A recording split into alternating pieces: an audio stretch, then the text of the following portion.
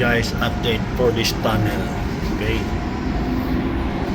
Ngayon, nagbakasyon ako ng 2 week. Ngayon, tapos na. Nakarating na sila sa China.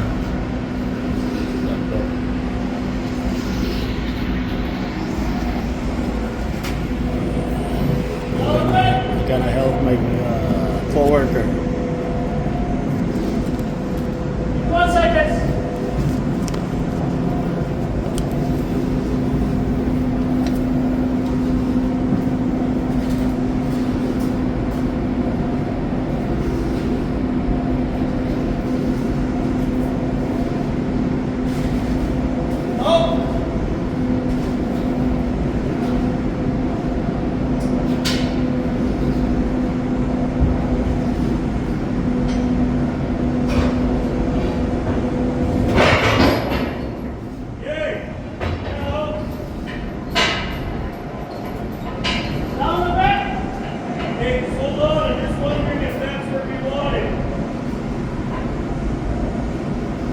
Oh, you want it here?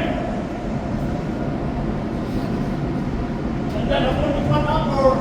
Right? Yeah. So hold on. I'm going to come up.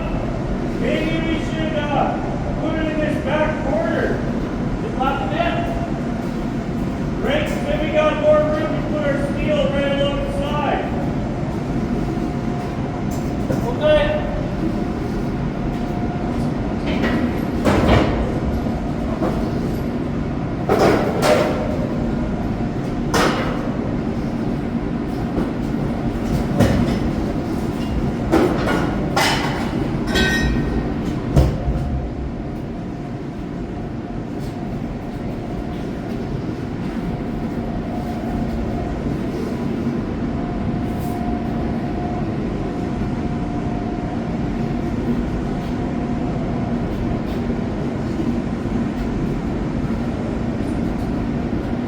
Okay, how's that? Yeah, it's good. Put it there.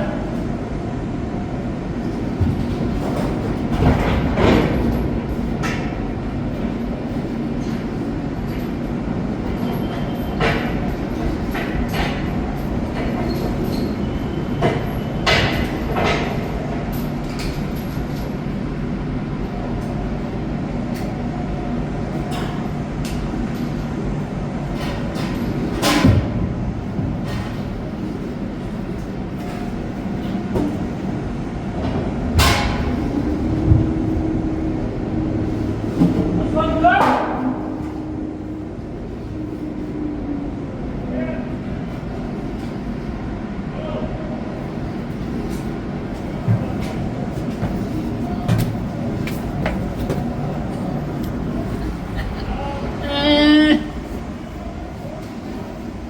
So, lalagyan namin ng 24-inch casing hanggang doon sa dulo. Tatayo doon. Makita ninyo yung mga pinaggagawan nila. Wala, madilim doon. Baka may maamoy tayo doon. Wala tayong gas monitor. Hanggang dito lang tayo. Doon sa dulo. Mahirap na. Kailangan may gas monitor bago tayo pumasok sa mga ganito. Mamaya.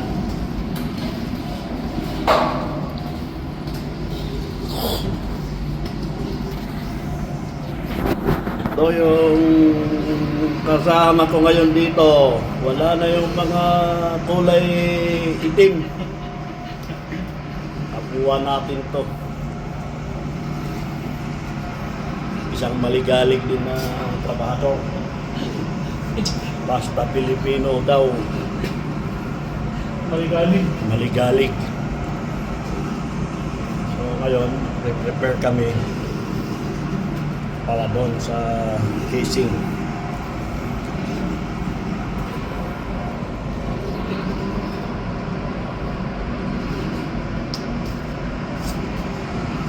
Ito, dadaanan ng tubig galing doon sa kabila, papasok dito at pupunta doon sa kabila. Yung ginawa namin na isa doon.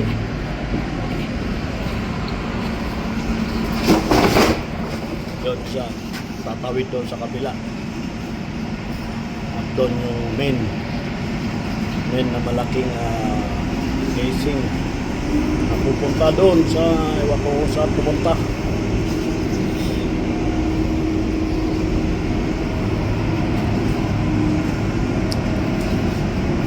So ito yung upgrade na tunnel na ginawa namin.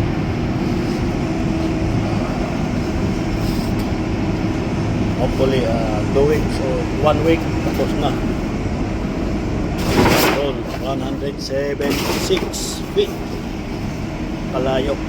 2 to 3 weeks. So according to my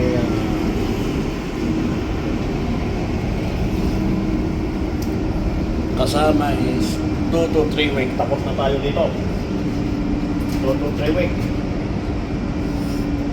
Bilang sabi sa tula.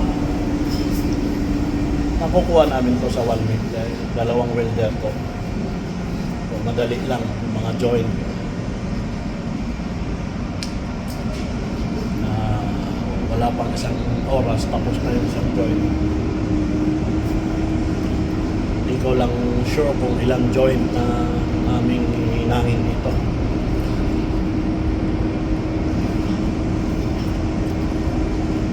Ito kung pumunta sana doon kaso lang mahirap na.